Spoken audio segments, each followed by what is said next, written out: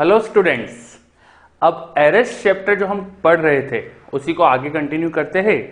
अभी तक हमने एरर्स क्या होती है ये डिफाइन करा था, फिर एरर को क्लासिफाई करा था, है ना, सिस्टमेटिक रैंडम एरर इस तरह से क्लासिफाई करा था। देन फिर हमने पढ़ा था हाउ टू फाइंड एरर। तो एब्सोल्यूट एरर क्या होती है, मीन एब्सोल्यूट एरर क्या है, रिलेटिव एरर क्या है, लीस्ट काउंट एरर वगैरह, ये सारी चीजें डिस्कस करी थी। फिर हमने एरर के रिप्रेजेंटेशन के साथ, एरर के साथ फिजिकल क्वांटिटी कैसे रिप्रेजेंट करते हैं इसको भी समझा था। ठीक है, अब उसके बाद फिर अपन ने कंटिन्यू करा था propagation of error. That is कि अगर हम फिजिकल क्वांटिटी को डिराइव करते हैं यूजिंग सम फिजिकल क्वांटिटीज जो मेजर करी गई है, तो इनके मेजरमेंट की एरर से डिराइव्ड क्वांटिटी में भी एरर आ सकती है। तो ये फिनोमेना जो होता है कि इस डिराइव्ड क्वांटिटी में कितनी एरर आ रही है, वो अपन ने सिस्टमेटिक वो हमने समझा था प्रोपोगेशन ऑफ एरर में। उसमें sum of quantities, difference of quantities में एरर कैसे प्रोपोगेट होती है ये सीख लिया था, है ना। उसी पर बेस्ड में कुछ क्वेश्चन यहां डिस्कस कर रहा हूं। देन अपन डिस्कस करेंगे फिर मल्टीप्लीकेशन, डिवीजन एंड पावर वाले केसेस। तो चलिए अभी अपन क्वेश्चन डिस्कस करते हैं। यहां पर हमारे पास जो क्वेश्चन दिया है, दो क्वेश्चन है हमारे पास।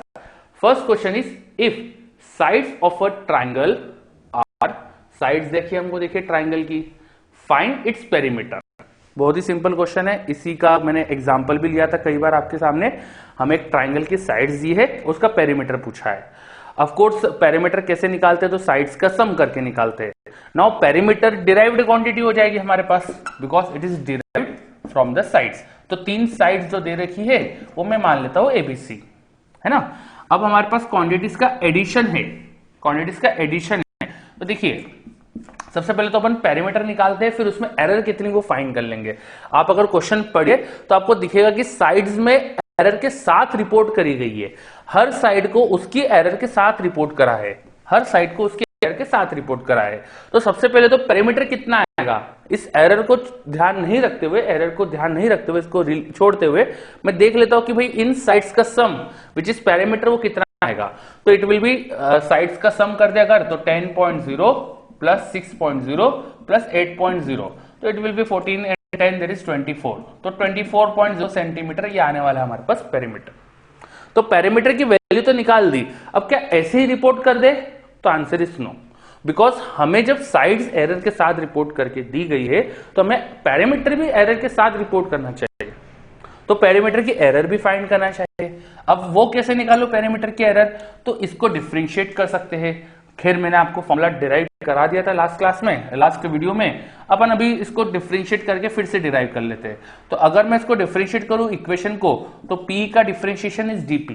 मान लीजिए किसी t वेरिएबल के रिस्पेक्ट में डिफरेंशिएट कर रहे हैं, तो dp by dt equal to da by dt plus db by dt plus dc by dt, ऐसा बनेगा। एंड दैट सारे dt नीचे के डिनोमिनेटर के मैंने कैंसिल कर दिए, तो ये हो गया db प्लस dc, इन सब का addition.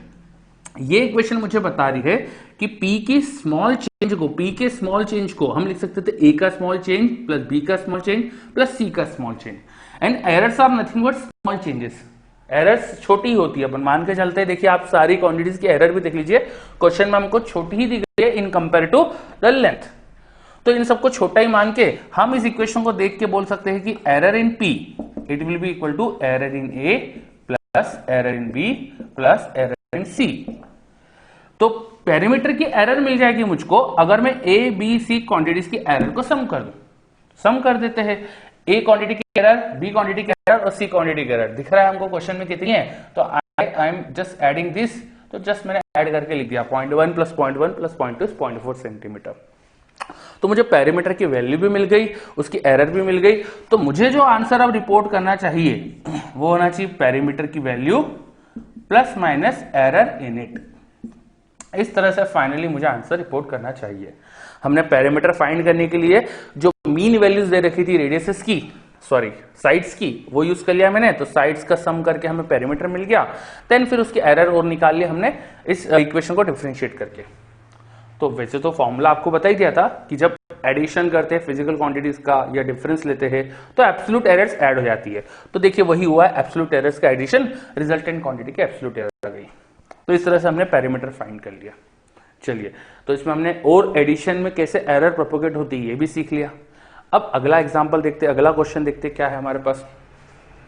Inner and outer radius of hollow cylinder is, हमें इनर और आउटर रेडियस दी है, find its thickness.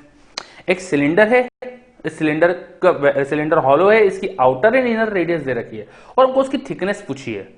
Of course thickness निकालने के लिए हम रेडियस का डिफरेंस लेंगे। तो अगर मैं इसको सॉल्व करूं तो थिकनेस टी मान लेता हूं मैं, थिकनेस टी है, तो टी थिकनेस को मैं क्या लिख सकता हूं, आउटर रेडियस मान लीजिए R1, इनर रेडियस मान लीजिए R2, तो इनका डिफरेंस।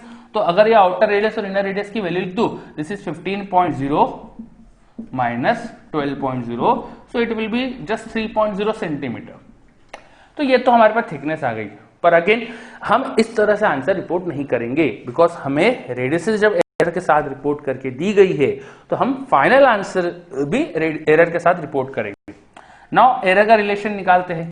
तो जब फिजिकल क्वांटिटीज का डिफरेंस लिया जाता है तो absolute error in the resultant quantity, वो हमने फाइंड करा था कि इनके एब्सोल्यूट एरर्स का एडिशन ही आता है ना, फाइंड करा था अपन ने।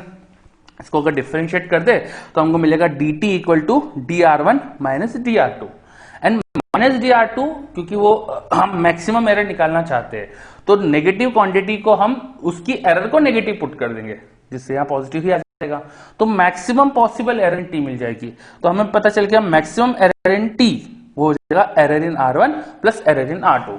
Error in R1 and R2 substitute कर देते हैं तो these are 0.1 and 0.2, so 0.1 plus 0.2 it will be 0.3 centimetre.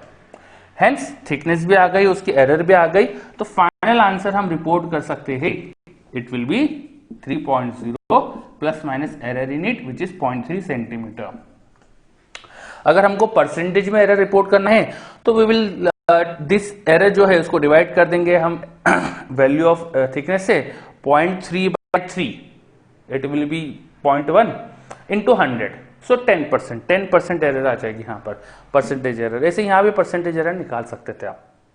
चलिए, तो अपन ने दो एग्जाम्पल देखे, इन दोनों एग्जाम्पल में, इन दोनों क्वेश्चंस में हमने फिजिकल क्वांटिटीज के एडिशन एंड सब्ट्रैक्शन से एरर कैसे प्रोपोगेट होती है इस पॉइंट को एड्रेस कराए।